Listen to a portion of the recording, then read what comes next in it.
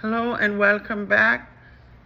These are some fundamental of nursing uh, th- uh, things that you should know in the event that you may have a few questions on your NCLEX. So welcome to another session of Dr. Barbara Miller's NCLEX Review, Fundamentals of Nursing.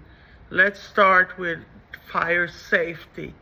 All hospital staff must know the exit locations, the alarms, the fire extinguishers, and oxygen shut-off valves. Uh, Make sure the equipment don't block the fire doors.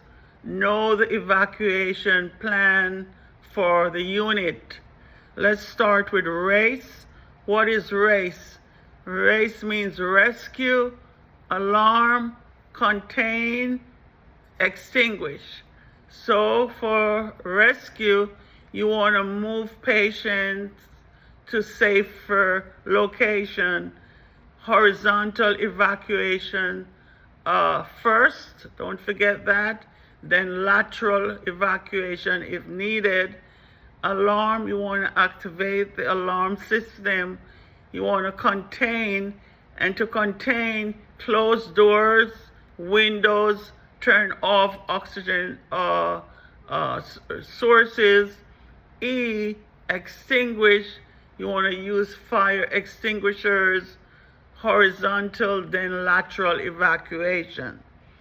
Horizontal, then lateral evacuation. Another acronym, PASS. What does that mean? PASS. You pull the pin, you aim at the base of the fire. S, you squeeze the handle, and another S, you sweep from side to side. So know that acronym PASS. Pull the pin, aim at the base of the fire, squeeze the handle, and sweep from side to side. You also need to know classes of fire extinguishers. Class A for paper and wood, upholstery, rugs, plastic, and rubber. Class B for inflammatory liquids and gas fires. Class C for electrical fires. Class D for combustible metals.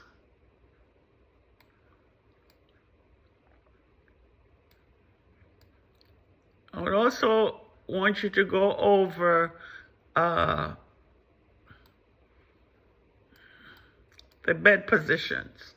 You have several bed positions, for example, Fowler's position, Lyotomy position, lateral sideline, supine position, prone position, reverse Trendelenburg, Sims or semi-prone, or Trendelenburg or orthopenic.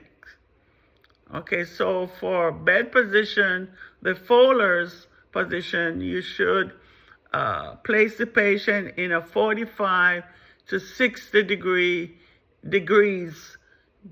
good for procedure such as suctioning the patient. The patient has a nasogastric tube. This type of position provides better ventilation. Then your semi-Fowler's position, you want to place the patient in a 15 to 45 degree angle, usually 30 degrees. This prevents aspiration and helps with ventilation. High Fowler's position, you want to place the patient in a 60 to 90 degree angle, good for severe dyspnea, shortness of breath, and during mealtime, to prevent aspiration.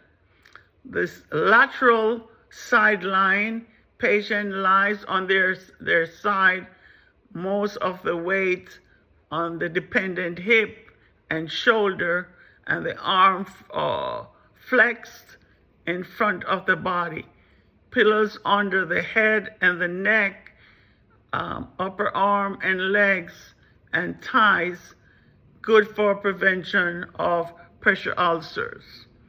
Leotomy position, the female patient lying flat on the back with legs elevated to the hip level or above.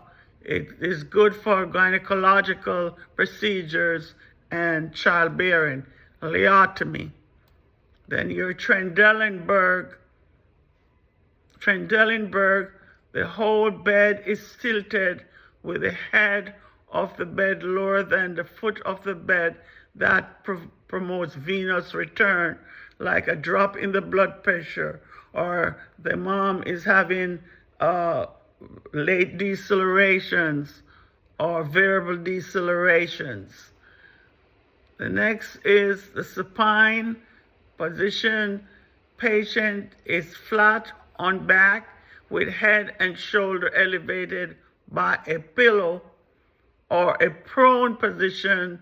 Patient is on the stomach.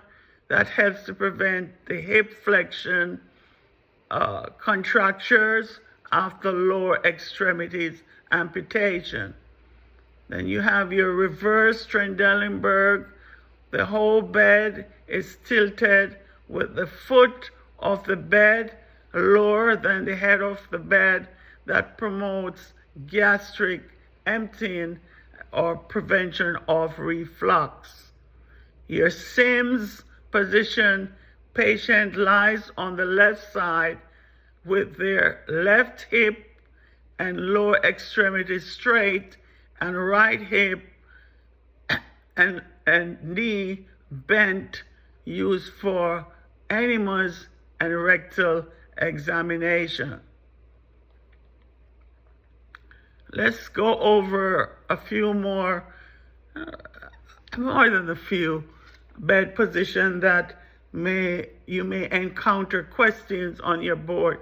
For example, someone with a mastectomy, what position you'll have that patient assume. Arm elevated on the pillow. You want to turn only to the unaffected side and back. Why? To promote lymphatic fluid drainage from accumulation, which decreases the lymphedema. Head injury or surgery, you want to have the patient assume the semi-Fowler's position, the head of the bed usually 30 to 40 degree angle, head midline, no head flexion. Do not position the client on the side where there is removal of bone flap. Then you have also patient who has COPD, respiratory distress, high Fowler's, elevate the head of the bed 90 degree angle, or patient who is in a tripod or orthopenic position for COPD patients. Enema administration, you want to use the left lateral or Sims position. Why? It allows the solution to flow by gravity into the natural direction of the colon. Leg amputation position, you want to elevate the affected limb on a pillow for 24 hours only, then prone if they tolerate it for 20 to 30 minutes at a time, at least twice daily. Why? This reduces edema post-op. However, after 24 hours, do not elevate stump because it can lead to contractures. Prone position will stretch out the hip and leg muscles to prevent hip flexion, contraction. Thyroidectomy, you want to position the patient head midline or semi-folars to folars position, 30 to 45 degree angle. It support the neck while turning moving the patient. This reduces swelling and edema in the neck area. Patient who had thoracentesis, you want to have them seated upright at the side of the bed with an over bed table in front of the client. Why? This will expose the required area for the procedure. Liver biopsy on the client's left side to expose the liver area, which is on the right. After, on the client's right side. Why? Left side during the procedure, this will expose the area for biopsy side. Right side after procedure will use gravity to help stop the bleeding. Paracentesis, you want to position the patient seated upright in chair or semi-folars in bed. Why? For exposure or to expose the area for puncture site, and this will assist the insertion of the needle. Nasogastric or gastrostomy tube, you want to position the patient in a high folars for the NG tube insertion. If patient has cerebrovascular accident or ischemic or hemorrhagic, you want to position the patient, if it's ischemia, usually flat. Hemorrhagic, the head of the bed, 30 degrees. Why? For ischemia, head flat to prevent blood to the head, and hemorrhagic, head of the bed, 30 degree to avoid increase in the cranial pressure.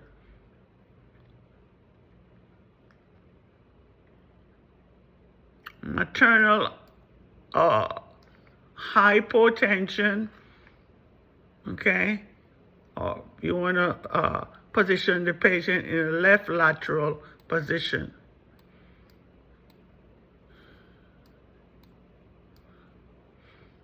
Remember, you got to also think about the patient's spirituality when you're dealing with them, okay? So the concepts of spirituality and religion, okay?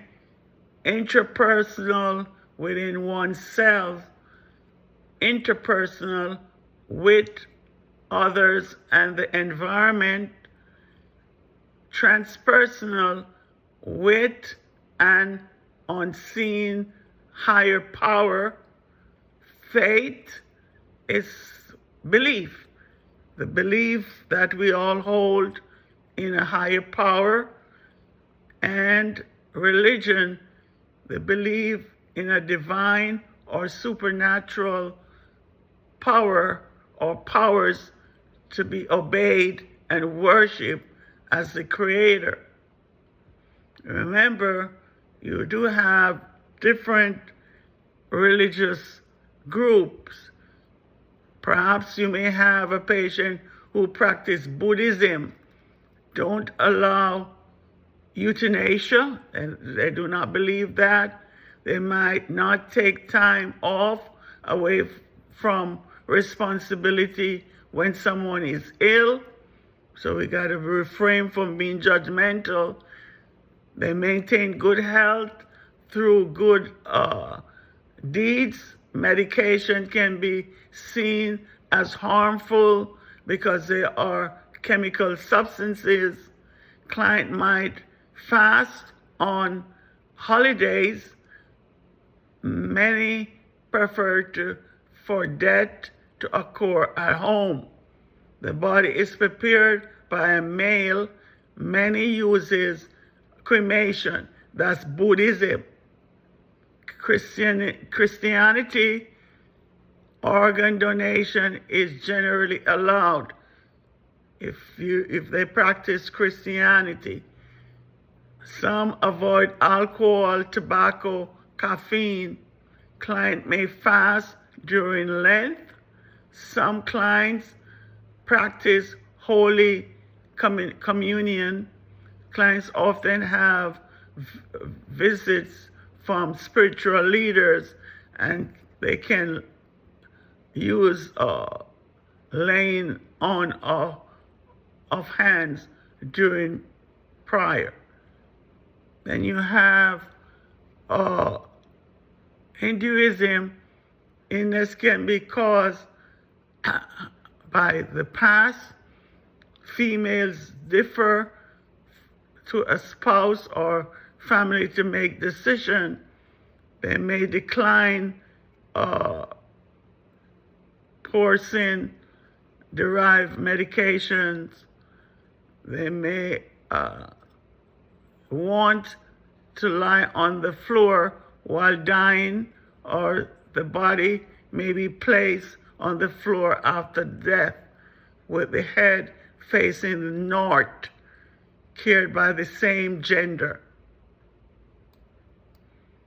Islam view of health can be fatalistic, have belief in faith, healing, can view pain as cleansing, may decline porcine-derived medications. They avoid alcohol and pork, fasting during Ramadan, practice 5 pillars of Islam. They pray 5 times a day facing Mecca. So when the loved one die, they will instruct the nurse or the practitioner to turn the body to Mecca. MECCA. Jehovah's Witness don't accept blood transfusion regardless of the severity. Judaism might refuse treatment on Sabbath, can feel an obligation to visit the ill on the 8th day of the birthday, male or circumcised. Observing Sabbath is often important. Orthodox often have the body prepared after the death by the Jewish Burial Society and don't typically permit autopsy. Burial often within 24 hours, unless this is during the Sabbath. You got to go over those little tidbits because you may be asked on your NCLEX. Let's talk about loss and grieving. So loss and grief, go over advance directives. That's a legal document that directs the end of life issues. So a living will, the directive documents for medical treatment for the client's wishes. The healthcare proxy is a document that appoints someone to make medical decisions when someone is no longer able to do so in their behalf. You have different types of loss. You have necessary loss. You have actual loss. You have perceived loss, maturational and developmental loss, situation loss, and anticipatory loss. So what is necessary loss? Loss related to a change that there is part of the cycle of life and anticipated. Actual loss, any loss of a value, person, item, or status, like a job. Perceived loss, anything patient define as loss, but it's not obvious or verifiable to others. Maturational or developmental loss, any loss normally expected due to the developmental process of life. Situational loss, any anticipatory or anticipatory loss caused by an external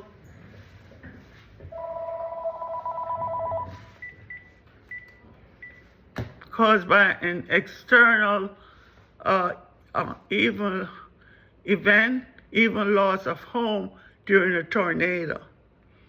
An anticipatory loss experienced before the loss happened. You are expecting that type of loss. Go over the Kubler-Ross model that goes from denial to acceptance. So with Kubler-Ross, study grief and death reactions.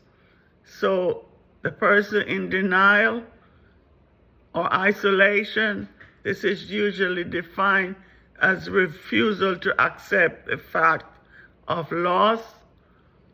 Okay? Not me, not any of my children. Anger, feeling of emptiness, angry, and questioning why. Bargaining, changes from not me to yes, me, but why.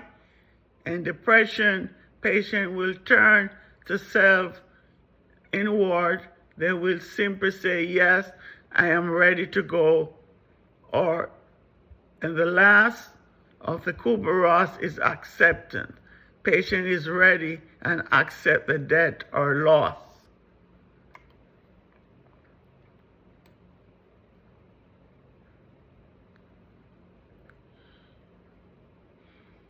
So let's talk about therapeutic diets. When they said NPO means nothing by mouth. Clear liquids. What is clear liquids? It's transparent to light and liquid body temperature broth. If a patient is on clear liquid, they could have a piece of hard candy. They could eat a little bit of gelatin. They could eat a popsicle. Okay? Full liquid. Okay? They could have ice cream, sherbet, breakfast drinks, fat drink plus 1% milk, pudding, thin hot cereal.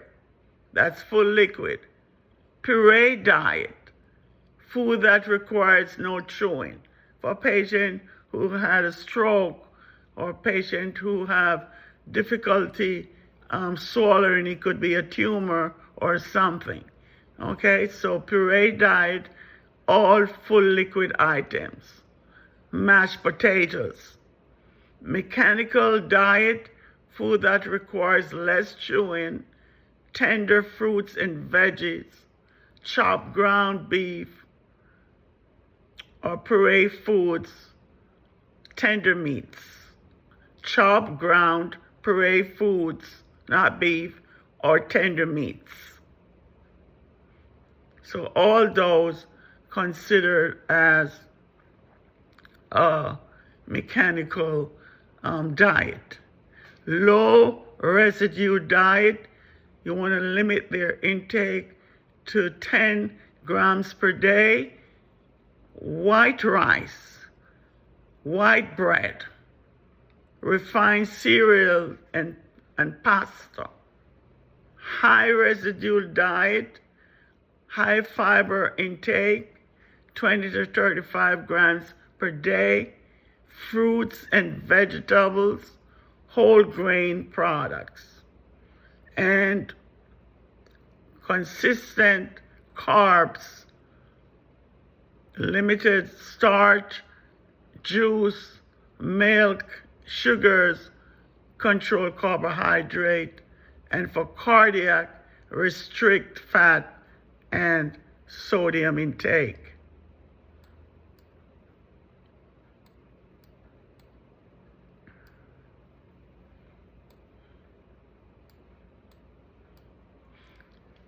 Okay, let's talk about cane, crutches, and walker. For cane, you have elbow. The elbow should be flexed at least 15 to 30 degrees. Crutches, you got to go over your crutches.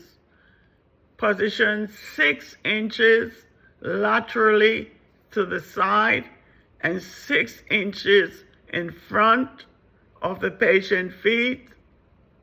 Crutches, the pad should be 1.5 to 2 inches or 2 to 3 fingers under the axilla, which with the elbow slightly flexed. Walkers, the elbow flex, 30-degree angles. Crutches, ascending and descending stairs. Remember this phrase: up with the good and down with the bad. Up with the good and down with the bad.